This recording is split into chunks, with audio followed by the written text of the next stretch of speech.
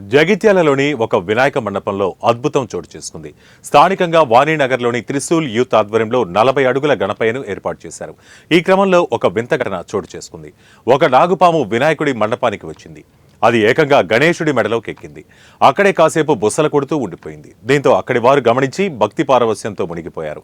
ఒకవైపు గణేశుడి మెడలో పాము ఉండడంతో పాటు శివుడికి ఇష్టమైన సోమవారం నాడు ఈ ఘటన చోటు చేసుకోవడంతో స్థానికులు పెద్ద ఎత్తున ఆ వినాయకుడి దగ్గరకు వచ్చారు. పాముతో పాటు గణేశుడికి కూడా ప్రత్యేకంగా పూజలు చేస్తున్నారు.